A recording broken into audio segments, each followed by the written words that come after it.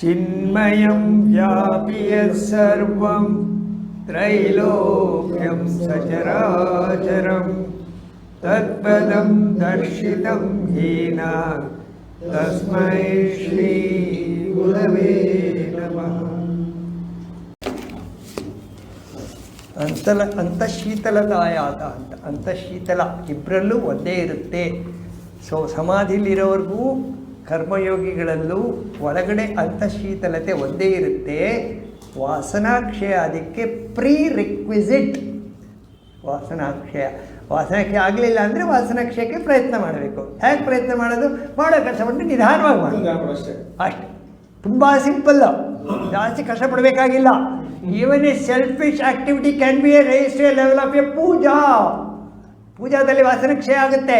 ಯಾಕಂದರೆ ಅಲ್ಲಿ ಏನು ವಾಸನೆ ಕ್ರಿಯೇಟ್ ಆಗಲ್ಲ. ನೀವು ಪೂಜೆ ಮಾಡಿ ಅದನ್ನು ನೀವು ನಹಂ ಕರ್ತ ಹರಿಕರ್ತ ತತ್ ಪೂಜಾ ಕರ್ಮ ಚ ಅಖಿಲಂ ತಥಾತ್ಮತ್ವ. ಸೊ ಇದೆಲ್ಲ ಹೇಳ್ತೀರಲ್ಲ, ಮತ್ತೆ ಯಾಕೆ ಮಾಡಲ್ಲ? ಪೂಜೆ ಮಾಡೋಕೆ ಹೇಳ್ತೀರಾ, ಹೊರಗಡೆ ಯಾಕೆ ಮಾಡಲ್ಲ? ಯದ್ಯದ್ ಕರ್ಮ ಕರೋಮಿ ತತ್ತದಖಿಲಂ ಶಂಭೋ ತವಾರಾಧನೆ ಹೇಳ್ತೀರಾ, ಮಾಡ್ತೀರಾ? ಆರಾಧನೆ ಮಾಡೋಕೆ ಸ್ಪೀಡಾಗಿ ಮಾಡ್ತೀರಾ, ನಿಧಾನವಾಗಿ ಮಾಡ್ತೀರಾ, ಸ್ಲೋ. ಸೊ ಸ್ಲೋ ವಾಸನಾಕ್ಷಯಕ್ಕೆ ಸ್ಲೋ ಆಗಿ ಕೆಲಸ ಮಾಡೋದು.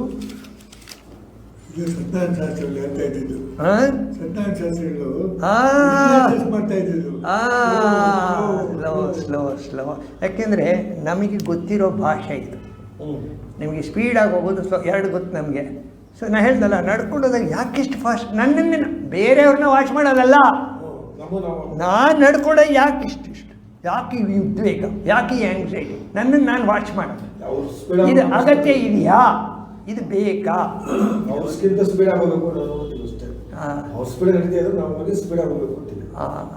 ಅಲ್ಲ, ವಾಟ್ ಎವರ್ ಇಟ್ ಈಸ್, ನಾವು ಅದನ್ನು ಅಡಾಪ್ಟ್ ಮಾಡೋದು ನಮ್ಮ ಕೈಲಿದೆ. ನಮ್ಮ ಕೈ ಫ್ರೀಡಮ್, ನಮ್ಮ ಫ್ರೀಡಮ್ ಅದು. ನಾವು ಯಾಕಂದರೆ ಅವರವರ ಉದ್ಧರಿ ಆತ್ಮಾನ ಅವಸಾದಿ, ಅವರನ್ನು ಅವರೇ ಉದ್ಧಾರ ಮಾಡ್ಕೋಬೇಕು ಅಂತ. 788 ಅದು ಹೋದ್ಸರಿ ಮಾಡಿದ್ದು.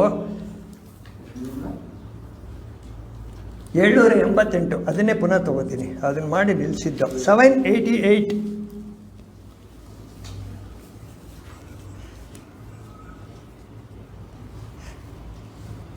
ಇದರಲ್ಲಿದೆ, ಮೆತ್ತಿಗೆ ಇನ್ಕಾರ್ಪೊರೇಟ್ ಮಾಡ್ತೀನಿ, ನೋಡೋಣ ಆಗುತ್ತಾ ನೋಡ್ತೀನಿ.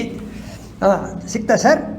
788 ಜ್ವರ ಬಂದು ಸರಿ ಹೇಳಿದೆ, ಪುನಃ ಇನ್ನೊಂದು ಸರಿ ಹೇಳ್ತೀನಿ. ಇಲ್ಲಿ ಸ್ವಲ್ಪ ಒಂದು ಸೀಕ್ರೆಟ್ ಇದೆ ಇಲ್ಲಿ. ಜ್ವರ ಬಂದು ತನು ಬೆಂದ ಯಾತನೆಯ ಮಾತೇನು? ಜ್ವರ ಬಂದಾಗ ದೇಹ ಬಿಸಿಯಾಗುತ್ತೆ, ಟೆಂಪ್ರೇಚರ್ ಜಾಸ್ತಿ ಆಗುತ್ತೆ, ಆವಾಗ ಮನಸ್ಸು ಕೆಲಸ ಮಾಡಲ್ಲ, ಎಲ್ಲೋ ಸಿಗಾಕೊಂಡಿರ್ತೀವಿ, ಒಂದು ಸಾರಿ ಆಚೆ ಬರಬೇಕು ಇದರಿಂದ ಅನ್ನೋ ಒಂದು ಭಾವನೆ ಇರುತ್ತೆ.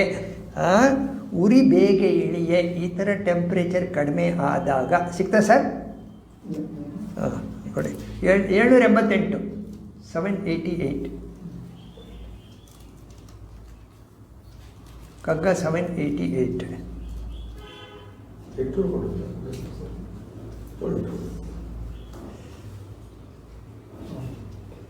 ಜ್ವರ ಬಂದು ತನುಬೆಂದ, ಸಿಗ್ತಾ ನಾಗರಾಜ್? ತನುಬೆಂದ ಯಾತನೆಯ ಮಾತೇನು? ಸೊ ಯಾತನೆ ಇದೆ, ಒಪ್ಕೊಂಡ್ರಿ.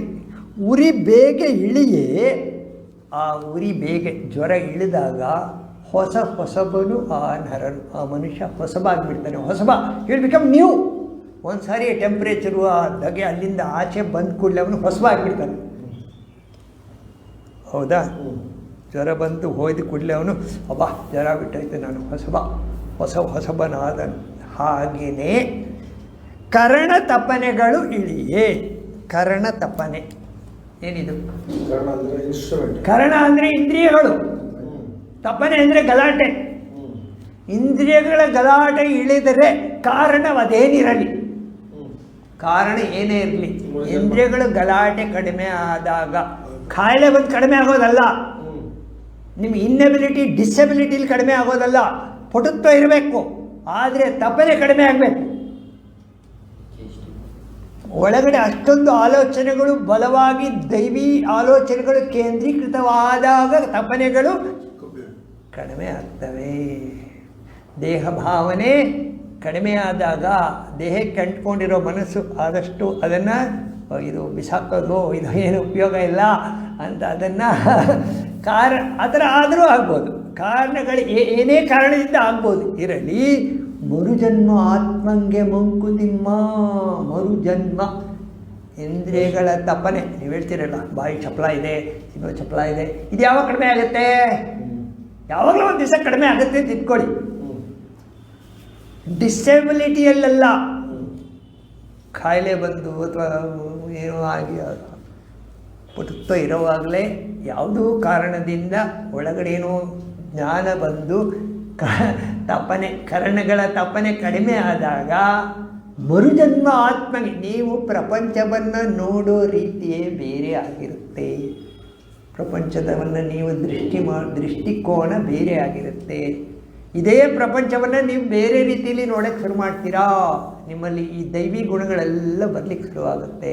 ಕಂಪ್ಯಾಷನ್ನು, ಲವ್, ಎಕ್ಸ್ಪ್ಯಾನ್ಷನ್ ಬರುತ್ತೆ.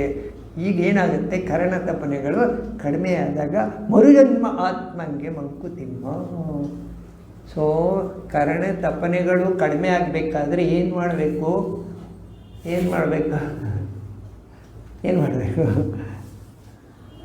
ದೇವರನ್ನು ಬೇಡ್ಕೋಬೇಕು. ಯಾಕಪ್ಪ ನಂತವ ಇಷ್ಟೊಂದು ಕಷ್ಟ ಕೊಡ್ತಾ ಇದ್ಯಾ, ಇದನ್ನೆಲ್ಲ ತಗೋದೇನು, ನನಗೆ ಆರಾಮಾಗಿರ್ಲಿಕ್ಕೆ ಬಿಡು. ಪ್ರೇಯಿಂಗ್ ಗಾಡ್ ಯಾಕೆ ಗೊತ್ತಾ? ನನ್ನ ಇಂದ್ರಿಯಗಳ ಗಲಾಟೆಗಳನ್ನು ಕಡಿಮೆ ಮಾಡುವ ಅಂತ. ಸೊ ದ್ಯಾಟ್ ಏನದು ಹಿರಣ್ಯ ಪಾತ್ರೇನ ಏನದು ಹಿರಣ್ಮಯೇನ ಪಾತ್ರೇನ ಸತ್ಯಸ ಆಪಿ ಹೇತಮುಖಂ ತಸ್ಮಿನ್ ಅಪಾವೃಣು. ಹಿರಣ್ಮಯವಾದ ಈ ಪ್ರಪಂಚವೆಲ್ಲ ಬಂಗಾರದ ಮುಚ್ಚಳ. ಇದರಿಂದ ನನ್ನನ್ನು ಮುಚ್ಚಿಬಿಟ್ಟಿದೆ, ನೋಡೋಕ್ಕಾಗಲ್ಲ, ದಯವಿಟ್ಟು ಅದನ್ನು ಸರಿಸು, ನಾನು ನಿನ್ನನ್ನು ನೋಡಬೇಕು. ಯಾರನ್ನು ಕೇಳೋದು? ಅವನೇ. ಕರಣ ತಪ್ಪನೆಗಳಿಳಿಯೇ ಕಾರಣವದೇನಿರಲಿ ಮರುಜನ್ಮ ಆತ್ಮಂಗೆ ಅಂದರೆ ಅವನ್ನ ನೋಡಬೇಕು. ಅವನ್ನ ನೋಡಬೇಕಾದ್ರೆ ಬಂಗಾರದ ಮುಚ್ಚಳ ಜೊತೆ ಇದ್ಕೊಂಡು ನೋಡೋಕ್ಕಾಗಲ್ಲ. ಬಂಗಾರದ ಮುಚ್ಚಳದ ತಾದಾತ್ಮ್ಯವನ್ನೇ ಬಿಡಬೇಕು, ದೇಹ ಭಾವನೆಯನ್ನೇ ಬಿಡಬೇಕು. ಆವಾಗ ಒಳಗಡೆಯಿಂದ ತನ್ನಿಂತಾನೇ ಅವನೇ ಆಚೆ ಬರ್ತಾನೆ. ಬರ್ಲಿಕ್ಕೆ ಸಾಧ್ಯ ಇದೆ. ಮಹಾಪುರುಷರೆಲ್ಲ ತೋರಿಸ್ಕೊಟ್ಟಿದ್ದಾರೆ. ಪುರಂದರದಾಸರು ನೋಡಿ, ಕಾರಣವದೇನಿರಲಿ ಅನ್ನೋದಕ್ಕೆ ಪುರಂದರದಾಸರೇ ಒಂದು ಎಕ್ಸಾಂಪಲ್. ಯಾವಾಗ ಅಲ್ಲಿ ವಜ್ರ ಇಲ್ಲಿ ವಜ್ರ ಎರಡು ಕಡೆ ನೋಡಿಬಿಟ್ರೋ ಆ ದೇಹ ಭಾವನೆ ಅಂಟ್ಕೊಂಡಿದ್ದೆಲ್ಲ ಸಡನ್ನಾಗಿ ಒಂದೇ ಸರಿ ಹೋಗಿಬಿಡ್ತು. ಸೀದಾ ಮನೆಗೆ ಬಂದುಬಿಟ್ಟು ನಾನು ಹೋಗ್ತಾ ಇದ್ದೀನಿ, ಎಲ್ಲರಿಗೂ ದಾನ ಮಾಡಿಬಿಟ್ಟು ಏನೇನು ಮಾಡಿದ್ದಾರೆ ಎಲ್ಲ ಕೊಟ್ಬಿಟ್ಟು ನೀನು ಬರೋಗಿದ್ರೆ ಬಾ, ನಾನು ಹೋಗ್ತೀನಿ ಅಂತ ಹೋಗಿ ಸರ್ ಮಾಡಿದ್ರು. ಮರುಜನ್ಮ ಆತ್ಮ ಕರಣ ತಪನೆಗಳು ಇಳಿಯೇ ಕಾರಣವದೇನಿರಲಿ ಮರುಜನ್ಮ ಅದು ಮರುಜನ್ಮ. ಪುರಂದರದಾಸರು ಅಲ್ಲಿದ್ದವರು ಹೀಗೆ ಹೋಗ್ಬೇಕಾದ್ರೆ ಮರುಜನ್ಮ. ಕರೆಕ್ಟಾ? ನಾವು ಪುರಂದರದಾಸ ಆಗಬೇಕಂತಿಲ್ಲ, ನಮ್ಮ ಒಳಗಡೆ ಆ ಬದಲಾವಣೆ ಆದರೆ ಸಾಕು. ನಾವು ಪ್ರಪಂಚವನ್ನು ನೋಡೋ ದೃಷ್ಟಿ ಬೇರೆ ಆದರೆ ಸಾಕು.